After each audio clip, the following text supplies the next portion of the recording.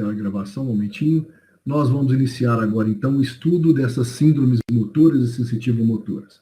Como será a abordagem semiológica de um indivíduo com uma dessas síndromes? E qual vai ser o significado dessas alterações? Inicialmente, nós vamos descrever, fazer uma definição geral do que nós vamos falar, dessas síndromes que elas são caracterizadas por um distúrbio na motricidade voluntária. E logo, a motricidade voluntária tem seus dois componentes, que é a força e a coordenação. Então, essas síndromes que nós vamos falar comprometem a força e a coordenação motora. E como em alguns territórios a inervação motora e sensitiva ela é conjunta, ela é feita por mesmo grupo de nervos, nós vamos ter também situações nas quais haverá comprometimento sensitivo, comprometimento das nossas sensibilidades. Nós vamos relembrar apenas aqui, brevemente, por isso ninguém precisa ficar preocupado se está rápido ou se está lento, é apenas uma revisão que ela só vai buscar aqui fundamentar a semiologia. Vamos ver como é organizada a via motora. A via motora, ela é uma via que parte do sistema nervoso central para o sistema nervoso periférico. E nós temos, então, uma área cortical, que é o córtex motor, que nós sabemos que fica na região frontoparietal, e ali existe um motoneurônio, ou neurônio motor superior. É dessa área que partirá o comando para que nós façamos os nossos movimentos voluntários. Esse estímulo transita pela cápsula interna, transita pelo trato córtico-bulbar até regiões do tronco cerebral, e do tronco cerebral nós temos os neurônios de segunda ordem, ou segundo motoneurônio, para os nervos cranianos, para aqueles nervos cranianos que têm função motora. Seguida, no final do tronco cerebral, lembrando que nós temos o cruzamento da via, né, as vias trocam de lado, com a maioria das suas fibras trocam de lado, e nós temos aí a chamada decussação das pirâmides. A via motora segue pelos tratos córtico-espinhais, ou seja, seguem através em direção à medula. E na medula está o segundo motoneurônio, o neurônio motor inferior. O neurônio motor superior é um neurônio especializado. Ele ele comanda movimentos finos, movimentos com bastante propriedade, movimentos com bastante objetivo, os movimentos refinados que nós fazemos.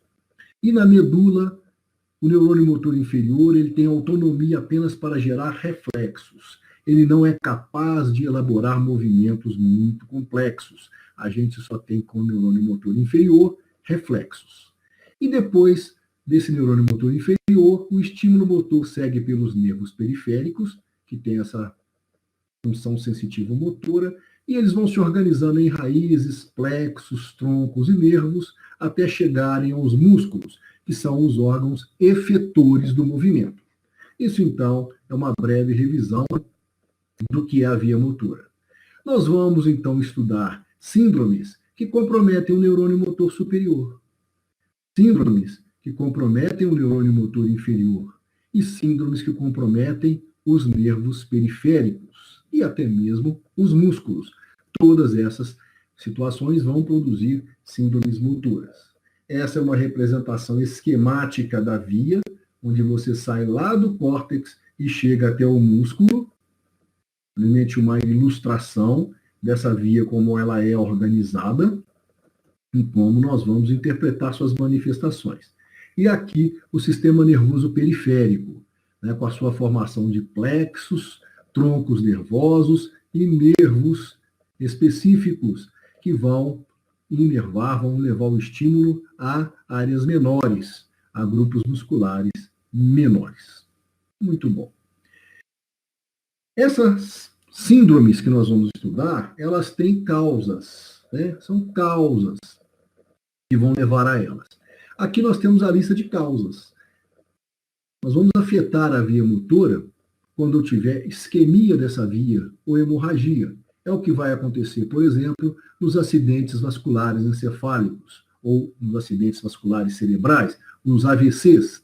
Mas eu posso ter também isquemia de área motora na medula, né, em outras áreas. O mais comum é eu ter lesões isquêmicas ou hemorrágicas no sistema nervoso central, comprometendo o primeiro motoneurônio.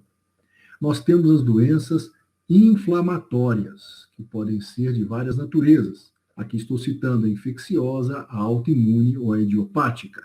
Essas doenças de natureza inflamatória podem atingir qualquer território da via motora, embora tenha uma predileção para o sistema periférico. Nós podemos ter doenças de caráter degenerativo, principalmente aquelas doenças que atingem as bainhas nervosas, que atingem o dano ao nervo com atrofia nervosa. E temos o grupo metabólico nutricional, representado principalmente pelo diabetes mellitus e pelas carências vitamínicas. Então, essas são as formas que eu tenho de agredir a via motora e provocar suas manifestações clínicas. Quando eu vou abordar um paciente com uma síndrome motora ou sensitiva motora, esse paciente vai apresentar para mim algumas queixas específicas e eu vou encontrar no exame físico dele algumas manifestações sugestivas. Então, primeiramente, o que o paciente mais queixa são alterações da força. É o mais comum o paciente queixar alteração de força. E quando eu falo alteração de força, eu estou falando de paresias ou de plegias. As paresias são reduções da força e as plegias, a ausência de força. Paresias e plegias, então, dizem respeito à força, redução ou ausência de força em algum segmento corporal. Frequentemente, com mais frequência, nós notamos isso aqui, as hemiparesias ou hemiplegias, que são perdas de força ou redução de força em uma metade do corpo, metade direita ou metade esquerda. Então, lado direito do corpo ou lado esquerdo do corpo diminuiu força ou perdeu força, eu chamo de hemiparesia ou hemiplegia, à direita ou à esquerda. Paraparesia ou paraplegia dizem respeito à perda ou redução de força da cintura para baixo, da metade da porção inferior do corpo, da cintura para baixo. Paraplegia, paraparesia. E tetraparesia ou tetraplegia diz respeito à redução ou ausência de força nos quatro membros. Essas alterações de força, elas trazem outras manifestações que podem acompanhar os déficits nos membros, como os distúrbios da marcha, né, que o paciente tem distúrbio de marcha por perda de força, as mais variadas, então nós vamos ter vários tipos de marcha por alteração de força. Os transtornos da musculatura respiratória, muitas doenças, você começa com perda de força nos membros e termina com fraqueza da musculatura respiratória. Isso é muito importante. A paralisia facial é outra manifestação importante de um transtorno motor. E também da língua, do palato e dos ombros. Aqui nós estamos falando dos pares cranianos. A paralisia dos pares cranianos com atividade motora. Tudo isso aqui são alterações de força que podem acompanhar as diversas síndromes motoras. Nos distúrbios da fala, nós temos aí a disartria, a anartria, a afasia. A disartria é a dificuldade de articular a palavra. O paciente fala embolado, ele não consegue articular a palavra com perfeição. A anartria seria a incapacidade de articular a palavra. O paciente, então, ficaria mudo, mas ele compreende o que você fala com ele, ele tenta balbuciar alguma coisa, mas não consegue articular a palavra. E a afasia já é a incapacidade de elaborar a palavra. O paciente, então, tende a ficar mudo, sem falar, ou errar na hora de falar. Bem sem gosto. Quero mais não. Não entender bem o que você está falando com ele e errar na hora de falar. Número 2 já. Então, Luiz Fernando está com... Luiz Fernando está com o microfone ligado aí. Então, nós temos aqui esses distúrbios da fala. E vamos prestar atenção também no tônus muscular do paciente. Nós vamos ver que algumas síndromes vão cursar com espasticidade muscular e outras com flacidez. Já vamos falar um pouquinho mais para frente do significado da espasticidade e da flacidez quando você tiver uma síndrome motora. Tudo bom. Outras alterações detectadas já estão aí no exame físico, quando a gente começa a fazer o exame físico do paciente, que são os reflexos. Então, nós vamos ter alterações dos reflexos também. Né? Tanto o reflexo pode ficar exaltado, a mais, além do normal, como ele pode ficar deprimido, ter uma hiporreflexia ou mesmo uma arreflexia. E temos também a abolição dos reflexos ou surgimento de reflexos anormais. Nós vamos ver daqui a pouco como esses reflexos vão ser valorizados na hora da interpretação das síndromes. Tá? Como a atividade motora é composta de força e coordenação, a força e da coordenação, nós vamos também ter alterações da coordenação motora.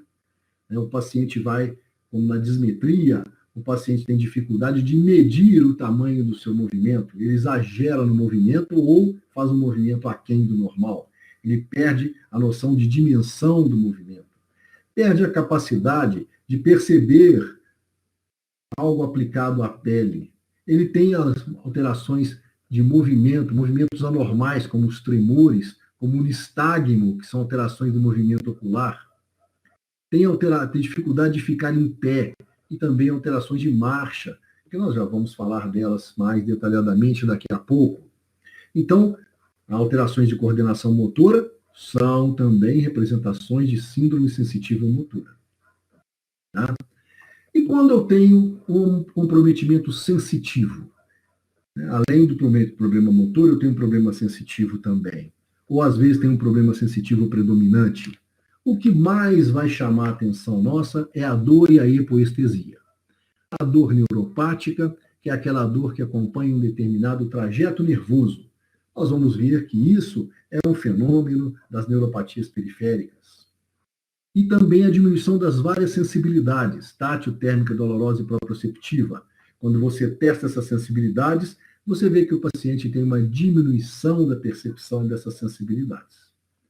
As parestesias são outro fenômeno, é a sensação de dormência, né? A sensação de dormência, de formigamento. E as disestesias, que é a dificuldade de interpretar as sensações. Você recebe um estímulo e tem dificuldade de perceber. E dentre as alterações do limiar sensitivo, o mais importante vai ser a hipossensibilidade, né? Ou mesmo hipoestesia. Então, aqui nós temos a dor e as perversões da sensação de sensibilidade, ou na forma de dormência, na forma de interpretação, ou na redução da sensibilidade de algum segmento corporal. Bom, e ainda, sinal de comprometimento motor também são as alterações que envolvem o sistema nervoso autônomo. Então, muitas dessas neuropatias, desses comprometimentos de via motora e sensitiva, envolvem o sistema nervoso autônomo. Então, nós vamos ter problemas, especialmente no controle da pressão arterial, da micção e das evacuações intestinais. Então, o paciente pode ter incontinência urinária ou retenção urinária, pode ter diarreia ou constipação, isso é variável, tem uma tendência a ter queda de pressão na hora que ele muda de posição, e a impotência sexual também. Isso aqui não é em qualquer síndrome motora ou sensitiva motora. São situações especiais. É alguns tipos de síndrome que nós vamos ter também a disfunção autonômica. Resumindo, então, o que nós vamos ter nessas síndromes? O que o paciente mais vai apresentar? As alterações de força, né? As reduções ou perdas de força, as alterações de fala e de marcha, as alterações de coordenação motora, as alterações de reflexos e a disfunção autonômica. Todas essas manifestações que nós falamos até agora podem representar alguma dessas síndromes, que nós vamos ver já já. E quando eu faço o exame físico desse paciente? Eu preciso de testar a força e a coordenação motora e os reflexos. Então, eu vou testar no paciente aquilo que eu já disse que pode ficar alterado. Eu vou testar força, vou testar coordenação e vou testar reflexos. Então, o exame físico começa com eu observando aquilo que pode alterar no paciente, como a fala e a marcha, durante a entrada do paciente para ser examinado, durante a conversa que eu vou ter na anamnese, eu já vou começar a observar essas alterações de fala e marcha. Também a postura do paciente, se ele tem postura hemiplégica, se ele só consegue ficar sentado, se o facies dele sugere paralisia facial, face de paralisia facial, eu já vou observar então nesse paciente se ele tem isso, né? Se ele fala bem, se ele anda bem, se a face dele se movimenta normalmente. E também não posso esquecer de ver o trofismo e o tônus musculares. O trofismo é representado pela massa muscular do paciente, pelo volume da musculatura. Eu já comparo um lado com o outro quando eu vou fazendo o meu exame. E o tônus muscular? Eu palpo a musculatura em busca de você observar nesse paciente se o músculo tem uma certa firmeza, um estado de semicontratura que o músculo tem normalmente. Se é um músculo firme ou se é um músculo flácido. Então, aqui já estou vendo faces de paralisia facial. Essa paciente tem uma paralisia facial periférica, né? Esse lado dela aqui está tudo paralisado. Ela não consegue enrugar a testa, fechar os olhos, a boca dela desvia para o lado contralateral. Isso é uma paralisia facial periférica. Toda a hemiface, olho, boca, fronte, tudo paralisado. Então, eu sei que será uma paralisia facial periférica. Já esse paciente, ele só tem problema na comissura labial. Só a boca dele desvia para o lado sadio. Mas ele fecha os olhos e enruga a testa. Então, isso aqui é uma paralisia facial central. Paralisia facial central é só a região inferior da face que fica paralisada. Paralisia facial periférica, toda a hemiface. Então, já olho faces do paciente e já sei, olha, é um problema central ou é um problema periférico. E aqui eu estou vendo uma postura típica de um paciente com uma hemiparesia. Eles ficam geralmente assim, com o membro fletido junto ao corpo e anda com uma marcha chamada marcha ceifante. Ele arrasta a perna paralisada, a perna com redução de força. Dá para ver que esse lado do corpo é diferente, a postura, né, o ângulo das clavículas, a posição dos ombros é mais puxada mais para diante.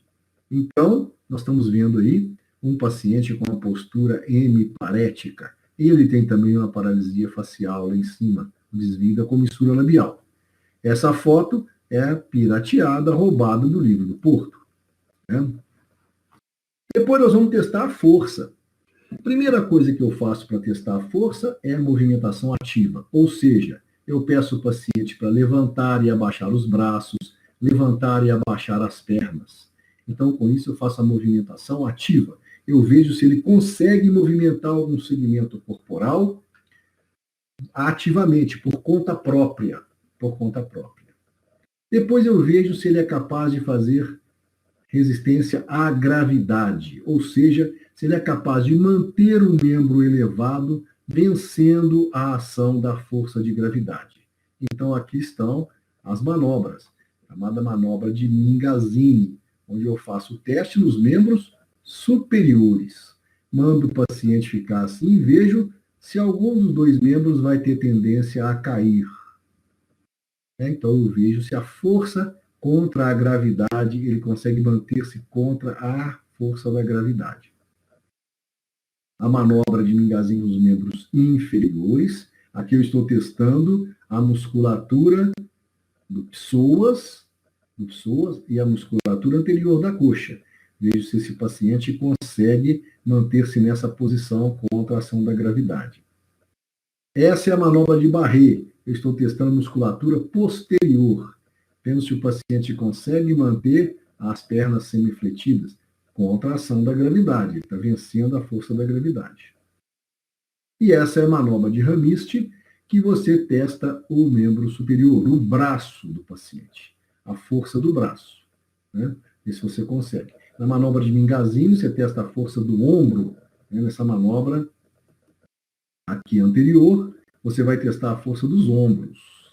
Na manobra de Ramiste, você está testando a força dos braços. Deixa suspenso contra a gravidade e vê se o paciente consegue. Se ele conseguiu fazer a movimentação ativa e conseguiu resistir à gravidade, você passa então para a terceira etapa, que é fazer o teste contra a resistência. Contra a resistência. Então, não se esqueçam nunca. Teste de força, ele tem que ser feito, passei demais aqui, desculpa, ele tem que ser feito ativamente, se o paciente consegue fazer um movimento, levantar um braço, se ele consegue resistir à gravidade e se ele consegue se opor a uma resistência. Então, tem que testar a força em todos esses momentos. Aqui, então, alguns exemplos de teste contra a resistência. Você segura o braço do paciente e manda ele tentar fletir o braço e ver se ele consegue vencer sua resistência. É bom que você seja mais forte que o paciente, senão ele pode te deslocar, né? Te tirar do chão.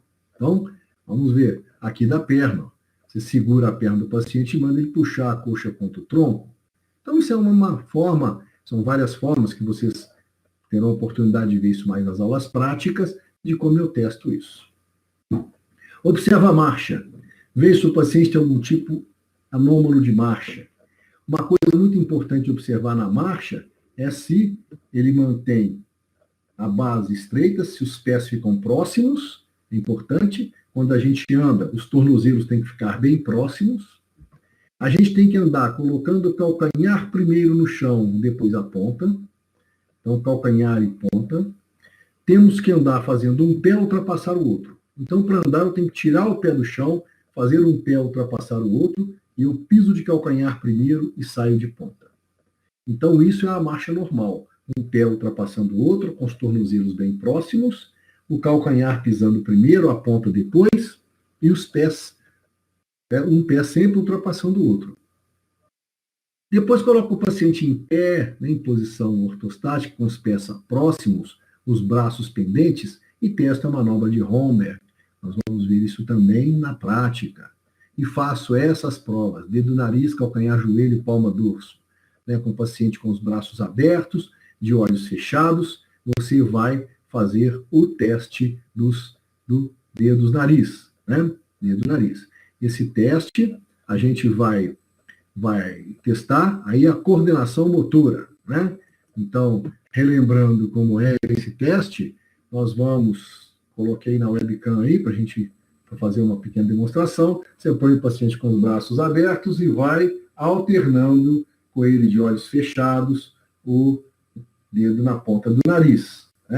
E o que é a prova palma-dorso? Você manda bater palma. Bater em um lugar a palma e o dorso da mão. Palma e dorso, palma e dorso, palma e dorso. Se ele é capaz de fazer isso. E coloca-se o calcanhar de um pé no joelho contra a lateral e arrasta o calcanhar ao longo da crista da tíbia. Esses são testes de coordenação motora que você pode fazer. Isso, então, eu estou testando a função cerebelar, a função das vias proprioceptivas. E depois eu pesquiso os reflexos. Reflexos que nós vamos pesquisar também nas aulas práticas. Os em amarelo são os principais reflexos dos membros. O tricipital, o bicipital nos membros superiores, o patelar e o aquileu nos membros inferiores. Os outros são reflexos menos pesquisados, a não ser que você tenha lesões de nervos específicos. Mas esses amarelos são os principais reflexos a serem pesquisados. E aqui, um importante, o cutâneo plantar. Porque o cutâneo plantar, quando ele está alterado, a gente chama de reflexo de Babinski. Em cutâneo plantar, você estimula a planta do pé do paciente e o hálux deve fletir. Se o hálux estender, você tem o sinal de Babinski, que é um sinal importante, importância semiológica. É esse sinal. Você estimula na face lateral do pé, sempre nessa área, e o hálux vai fazer uma extensão. A extensão do hálux caracteriza, então, o reflexo de Babinski.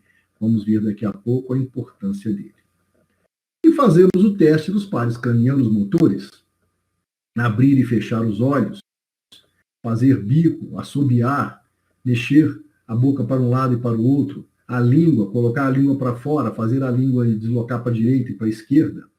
Observa o palato, manda o paciente abrir a boca e falar "ah", você está testando o nervo glossofaríngeo, vendo se a úvula eleva naturalmente, vendo se a língua se movimenta em todos os sentidos, vendo se o paciente é capaz de fazer os gestos faciais, fechar olhos, abrir boca, fechar boca, fazer bico, né?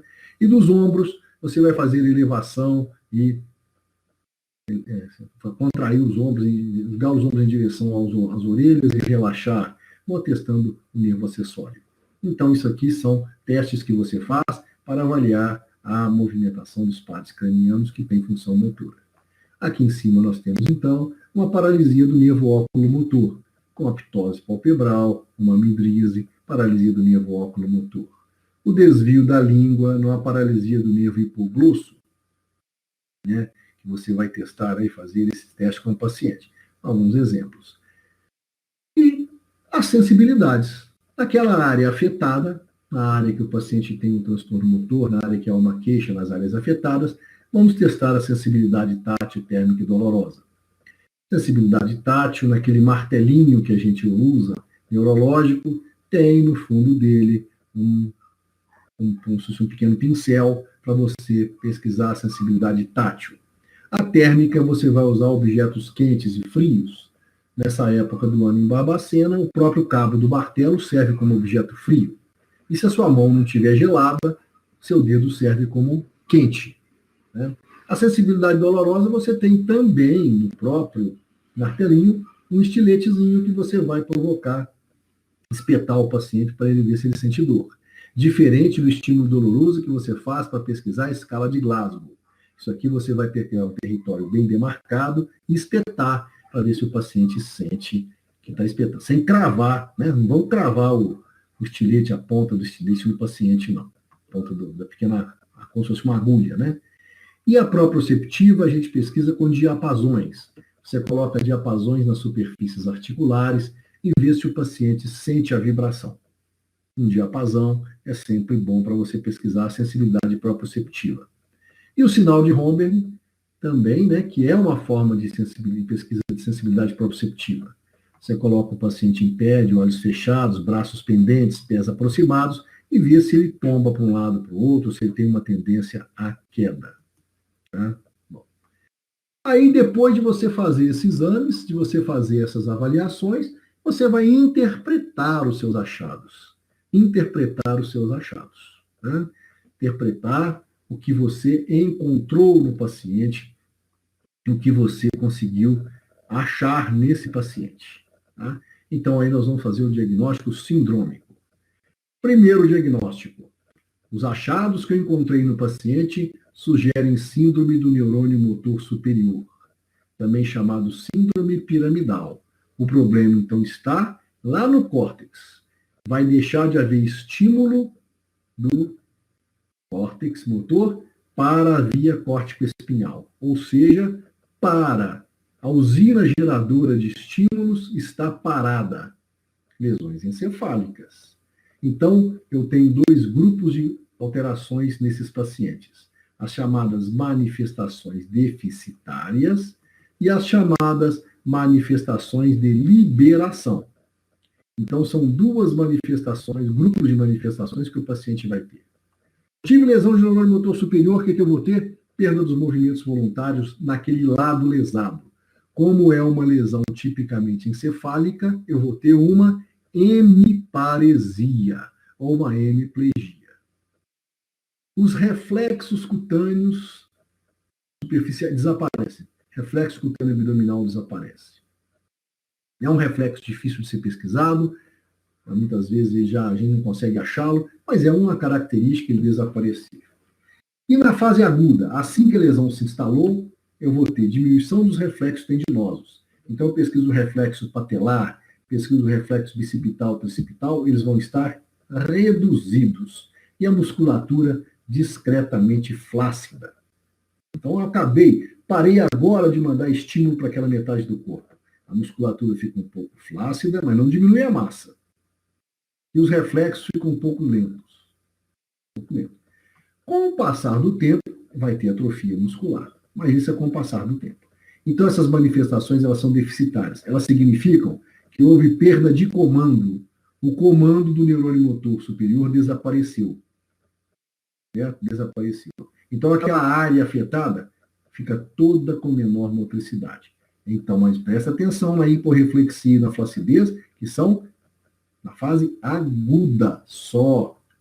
Em seguida, nós temos as chamadas manifestações de liberação. As manifestações de liberação significam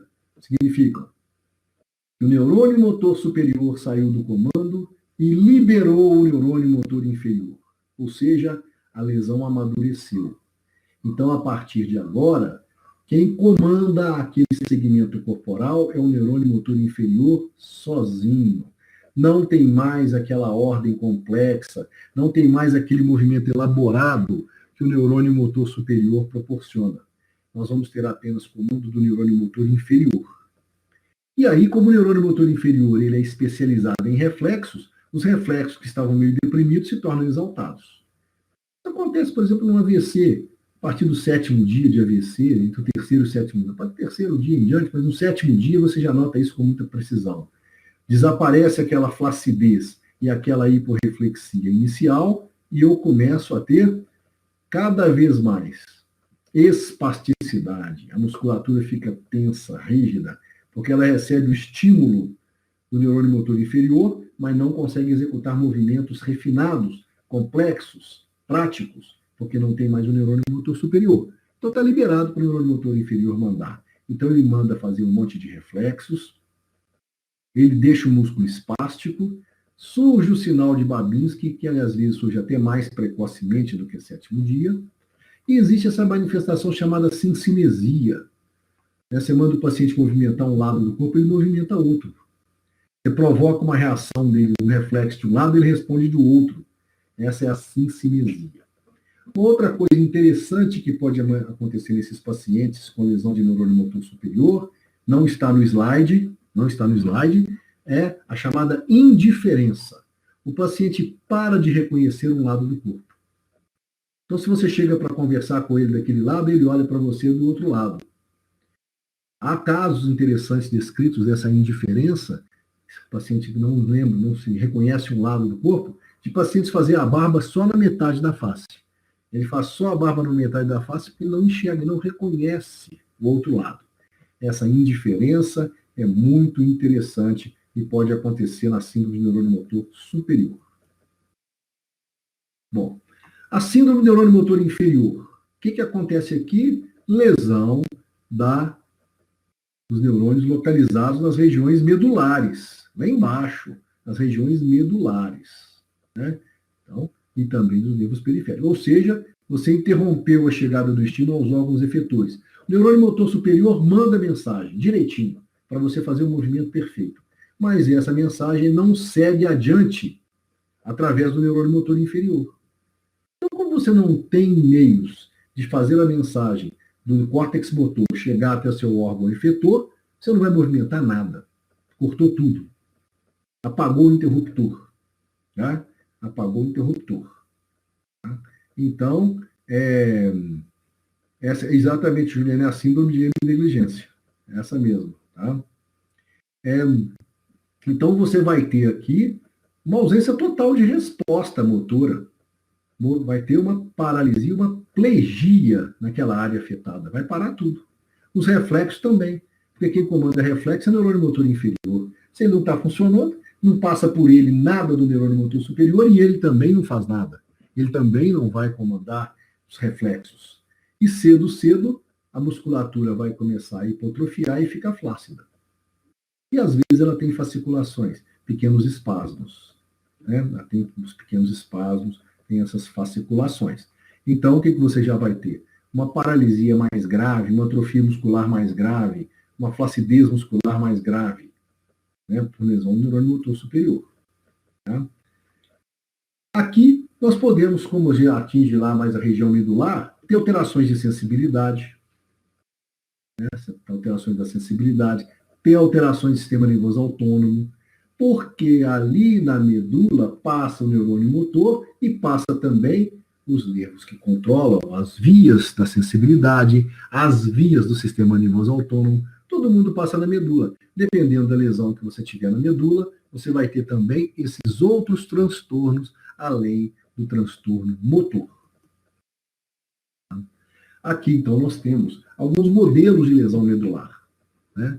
Aqui você está tendo uma hemissecção medular, uma secção, não hemissecção não, uma secção completa da medula. Você fez uma lesão total da medula no segmento corporal. O que você vai ter? Abolição da sensibilidade e da motricidade daquela área da lesão para baixo. Então, você lesou completamente um segmento medular, aquela área toda vai ter perda sensitiva e perda motora.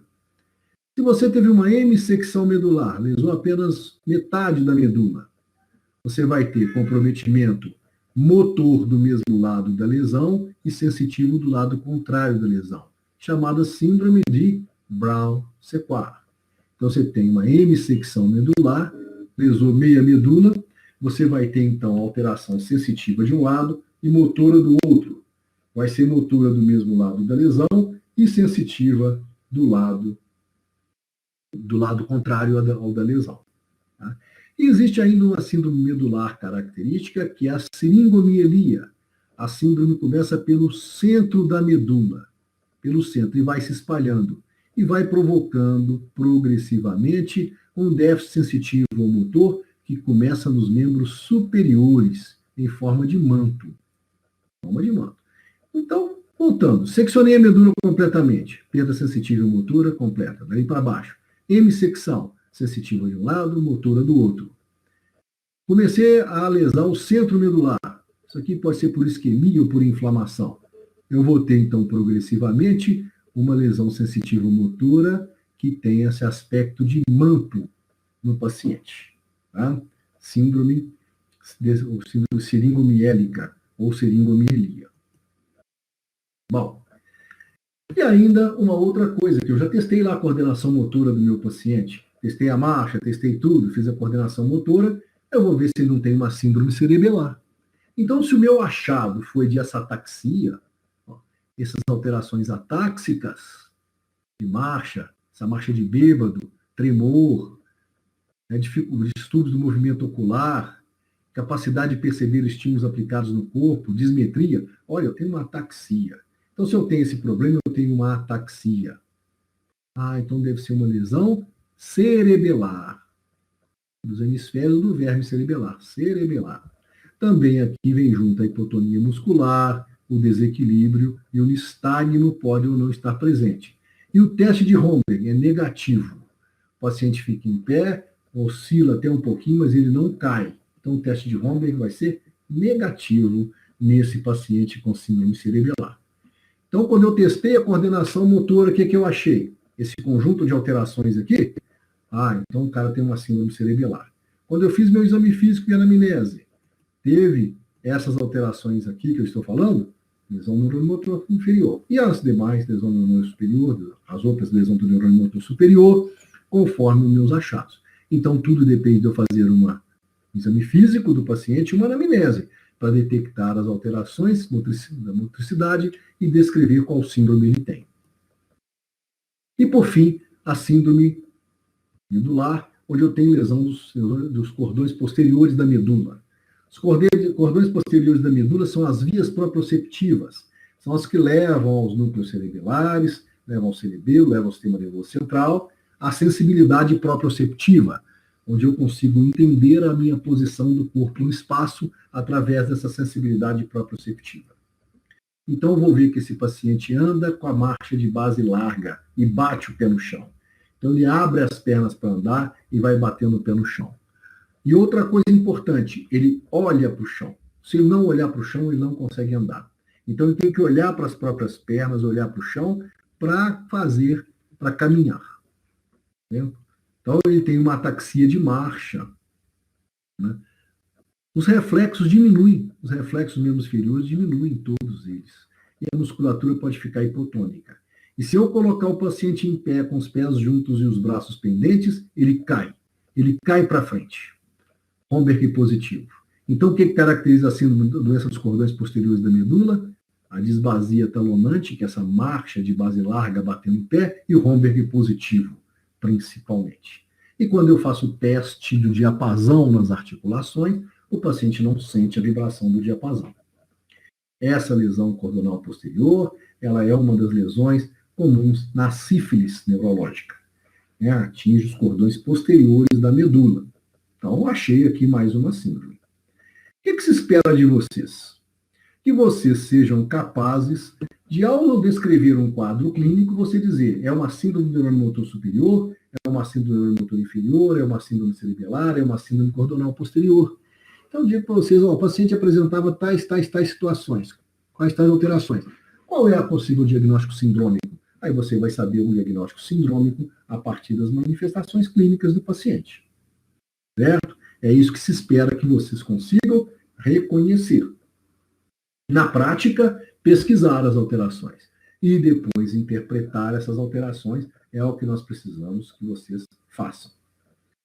A síndrome seguinte, ela é muito especial, é chamada de neuropatia periférica. Essa neuropatia periférica, o comprometimento então da via motora já está lá embaixo, depois do neurônio motor inferior.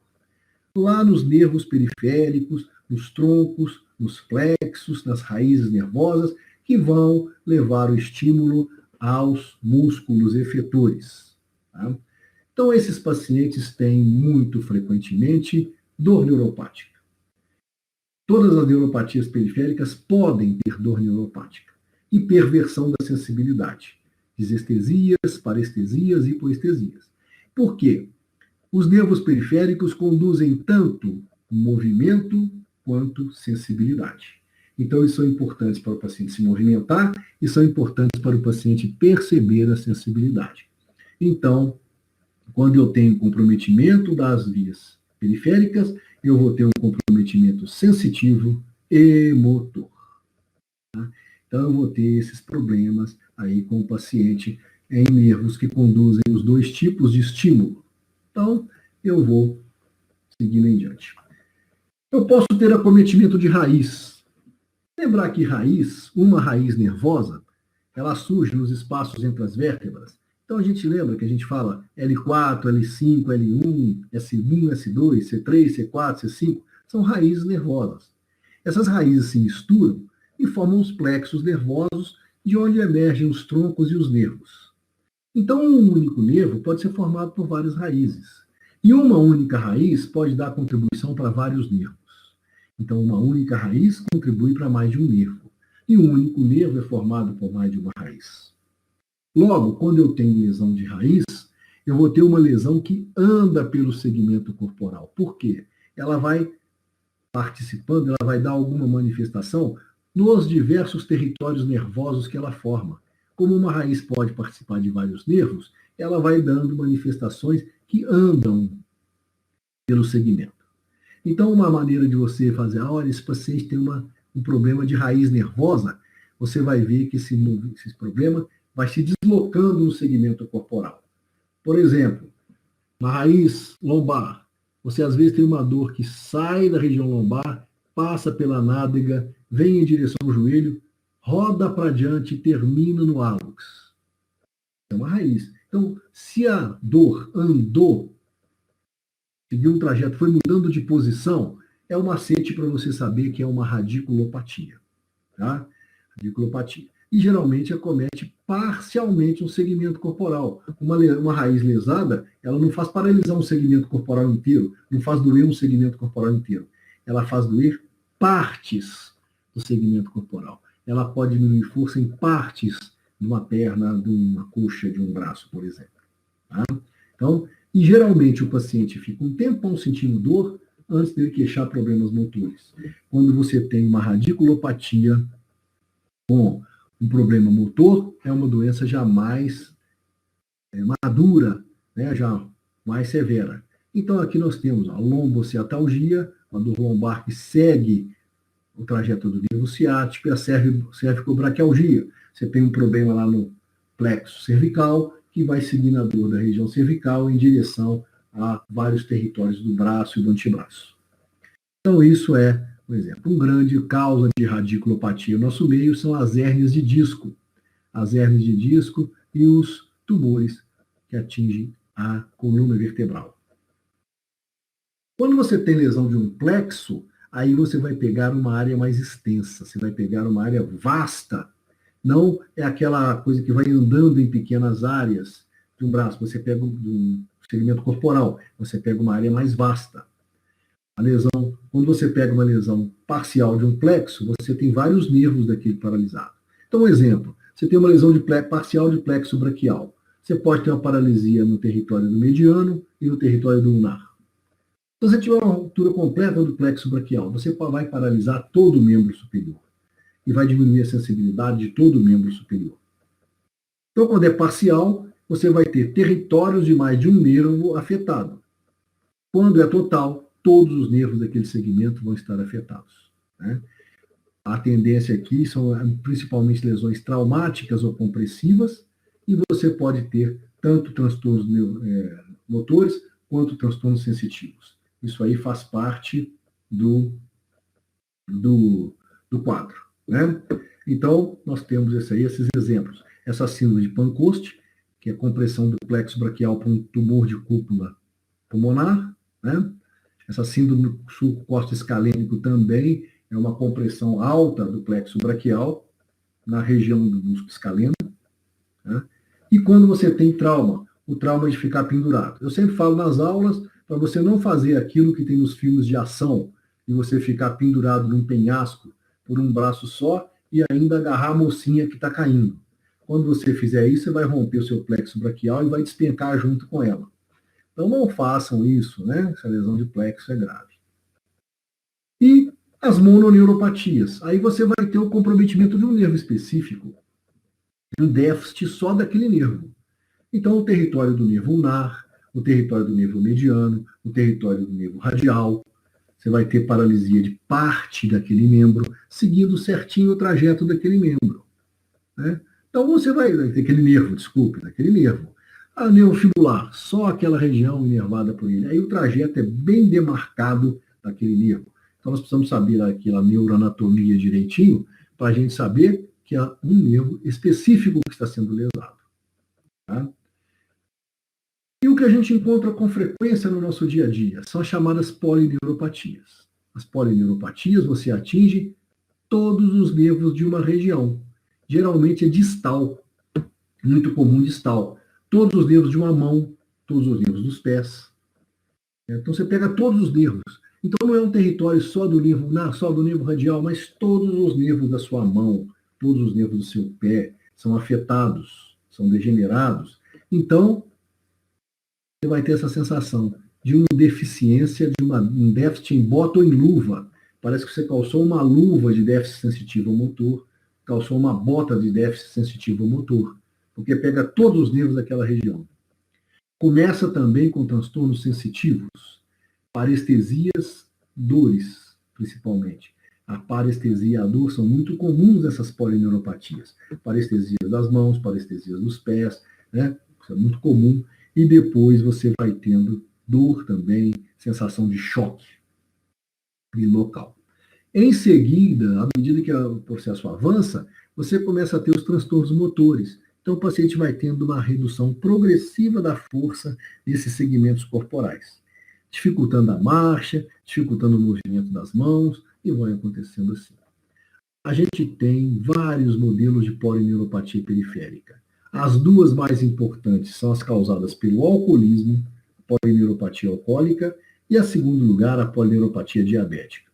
São duas doenças que causam a degeneração de nervos distais, uma degeneração distal dos nervos. Então, é muito comum aí essas duas condições. Mas nós temos medicamentos, radiação, alguns traumas que também provocam polineuropatia periférica. Tá? Então, isso é muito frequente de você encontrar. E aqui nós temos as principais causas, que nós vamos passar por elas, a etiologia dessas lesões.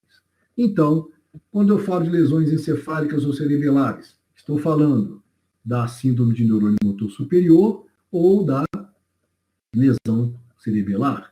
Então, nós temos aqui os principal causa, acidente vascular encefálico e depois a síndrome de hipertensão intracraniana. Mas várias doenças podem provocar comprometimento cerebelar e comprometimento do neurônio motor superior. Então, nós temos uma lista grande. Vocês não precisam decorar essa lista, mas é para vocês saberem quais são as principais causas. Então, quando eu identifiquei uma síndrome do neurônio motor superior, identifiquei uma síndrome cerebelar, aqui estão as causas principais. Tá? As principais causas estão aí. Nas lesões medulares, o mais comum são as síndromes de compressão, né? As hérnias de disco, os tumores da coluna vertebral, os deslocamentos da coluna vertebral, onde a gente tem maior possibilidade de lesão medular. O que eu vou ter aqui? Uma síndrome do neurônio motor inferior, né? E depois eu procuro essas outras doenças. Então aqui nós temos lista, o trauma é muito importante também, lista de lesões medulares. Achei uma síndrome do neurônio motor inferior, cheguei à conclusão que é uma lesão de medula, vou procurar qual dessas aqui que é, né? Qual dessas que é. Depois as neuropatias periféricas. Falei as duas mais importantes são a alcoólica e a diabética, mas eu tenho várias outras doenças que causam neuropatias periféricas. Não podemos esquecer a síndrome de Guillain-Barré, que é uma polineuropatia ascendente, começa no pé e vai subindo um distúrbio sensitivo e motor, vai subindo, ascendendo, e pode chegar à musculatura respiratória, e o paciente não conseguir mais respirar. E ter que ficar em respiradores. Essa síndrome de Guillain-Barré, a característica dela é que ela é secundária a viroses. Ela apareceu depois de Zika vírus, aparece depois de estados gripais, e vai começando. O transtorno sensitivo motor ascendente. Né? E o paciente é uma neuropatia periférica, pegando os nervos periféricos. Né? Então, aí estão alguns exemplos de causas de neuropatias periféricas. E as metabólicas, como eu já falei, diabética é muito importante. Mas eu tenho neuropatia por doença hepática, por doença renal, principalmente doença renal crônica, por transtorno tiroidiano e por essa doença chamada porfiria.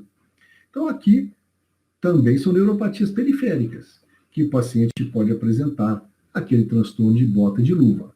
Então, você examinou seu paciente, ele queixou parestesias, queixou dor, em bota ou luva, você viu que tem ali um comprometimento motor, tem ali uma hipossensibilidade. É uma neuropatia periférica. Vamos ver quais são as causas dessa neuropatia periférica. Né? Aqui ainda, causas importantes de neuropatia periférica, eu já falei para vocês, a alcoólica, né? E a induzida por drogas e por outros tóxicos. Veja que a causa de neuropatia periférica é muito vasta. Às vezes é um diagnóstico diferencial complexo.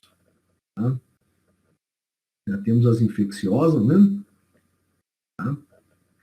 Destaque aí para hanseníase, que é uma neuropatia infecciosa muito comum, e por herpes zoster, que atinge os nervos sensitivos. Herpes zoster, o vírus, né? Varicela zoster gosta muito de erro. Bom, nas lesões compressivas, geralmente comprimem nervos ou plexos.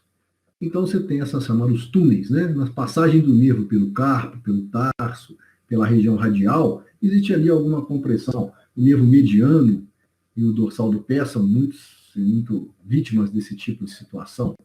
Né? As hérnias de disco intervertebral, então, aqui, síndromes compressivas que você vai ter nesses pacientes. Tá? Então, e concluímos com essas outras neuropatias. O destaque vai para a neuropatia, para a paralisia facial periférica, né, e a neuralgia do trigêmeo. É uma dor intensa que surge repentinamente, do nada, ou com o mínimo toque, nas áreas inervadas pelo nervo trigêmeo. Tá? E temos também as doenças musculares, né, as doenças principalmente degenerativas, que causam, às vezes o sistema nervoso está íntegro, e você descobre que o problema não é neurológico, o problema é muscular. Então, essas são as causas, nós passamos por elas para dar uma visão geral de vocês, para vocês quais são as causas dessas síndromes que nós estamos falando hoje. E aí nós partimos para os exames complementares. Né? Quais são eles? Tomografia computadorizada do crânio. É um exame que tem uma vantagem de ser rápido, fácil e mais acessível. e é ótimo para você ver lesões encefálicas. Ó, tomografia de crânio, lesões encefálicas. Quando há dúvida na imagem, você pode fazer uma ressonância de crânio. Então, a ressonância magnética de crânio é quando você não conseguiu, você vai fazer quando você não conseguiu fazer um diagnóstico e tomografia computadorizada do crânio. Tá? Então, vamos fazer essa investigação. Quando você tem suspeita de coluna, do problema na coluna vertebral, principalmente as lesões de raiz, as lesões medulares, quando você tem suspeita de síndromes compressivas, a ressonância magnética é o exame ideal da coluna. Existe tomografia para a coluna, mas ele falha muito. O melhor exame para a coluna vertebral, ressonância magnética. Para as lesões encefálicas, a tomografia pode resolver. Para as lesões de coluna, não. Eu preciso da ressonância magnética. Tá? E eu posso fazer a angiografia quando a minha tomografia mostrou uma lesão hemorrágica no crânio. É um AVC hemorrágico. Faço uma angiografia para localizar onde que está a hemorragia e ver se eu posso operar esse paciente. Bom, o exame do líquor. O exame do líquor, tanto lesões de neurônio motor superior quanto inferior, ele é útil para a gente detectar indícios de inflamação ou de infecção. Então, quando você vai fazer o exame do líquor, a proteínorraquia, o número de células, a pesquisa de agentes infecciosos é muito importante, principalmente essas síndromes onde tenha suspeita de desmielinização ou de um processo inflamatório naquela região. Tá? Então, vamos fazer esse teste aí. E a sorologia, a principal indicação da sorologia é para você detectar a sífilis, né? Sífilis, doenças infecciosas, de modo especial a sífilis, mas tem outras doenças, né? Existem provas sorológicas para neurotoxoplasmose, prova sorológica para infecção fúngica, várias outras que você pode fazer na suspeita dessas infecções. E quando eu tiver polineuropatia periférica, tiver neuropatia periférica, eu não consigo identificar qual nervo, ou tiver polineuropatia, eletroneuromiografia é o exame indicado. Né? Essa é a eletroneuromiografia. Sim? Então, você vai fazer um aparelhinho que você provoca estímulos nos nervos e vê isso. Aí está a tomografia mostrando lesões encefálicas. Essas lesões escuras são lesões isquêmicas. Lesões isquêmicas, né? Todas elas. Aqui uma isquemia recente, em que o tecido ficou apenas com menor densidade, mais brando, e aqui preto, uma lesão antiga. Aí já tem uma lacuna no cérebro, uma falha no cérebro, que é uma lesão antiga. No começo ela fica só assim, um cinza mais clarinho, depois ela vai ficando mais escura, né, e ficando com área de lacuna. Então isso aí é uma tomografia mostrando lesão isquêmica. Né? E aqui a tomografia mostrando lesão hemorrágica. Então você tem aqui uma tomografia, isso foi uma hemorragia intracraniana, rompeu um aneurisma, teve um AVC hemorrágico. Então você já sabe que isso aí é uma imagem típica de uma lesão hemorrágica. Tá? Hemorrágica. Aqui as imagens de ressonância magnética da coluna. Né?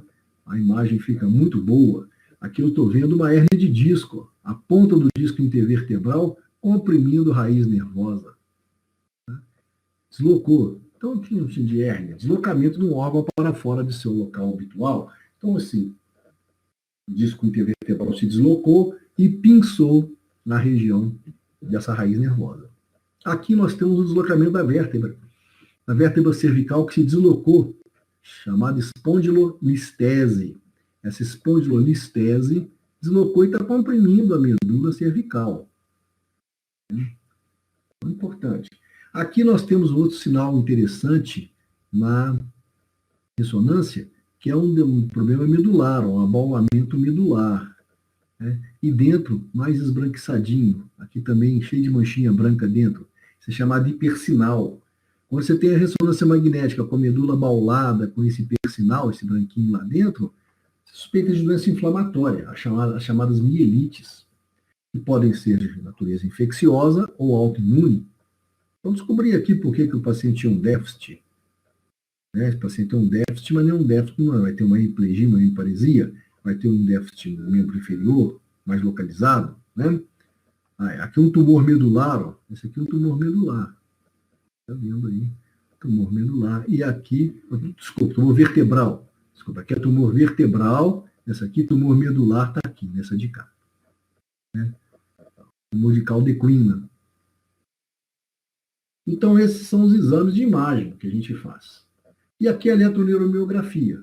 Você tem um aparelhinho que você vai com uma agulha tocando as áreas inervadas pelos mais variados nervos, conforme esse mapa.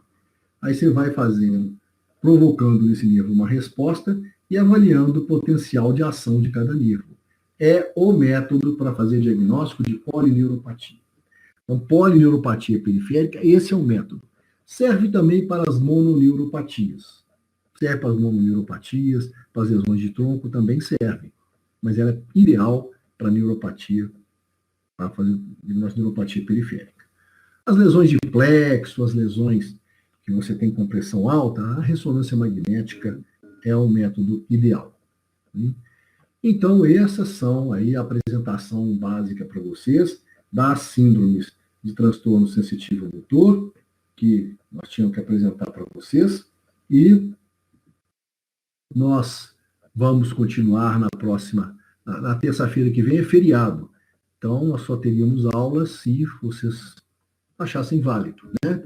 Depois, então, o representante de turma vai falar comigo se vocês preferem a aula ou não. Mas é um feriado, é 21 de abril, nós vamos ver se teremos ou não aula de acordo com o interesse de vocês. Tá? E depois também vamos conversar sobre a primeira avaliação, onde nós vamos atribuir parte da pontuação da nota da prova a um trabalho com vocês. Mas isso não tem pressa, logo, logo nós vamos chegar à conclusão de qual vai ser o melhor método. Agradeço a presença de vocês, a participação de vocês nessa conferência. Uma boa tarde para todos e até a próxima.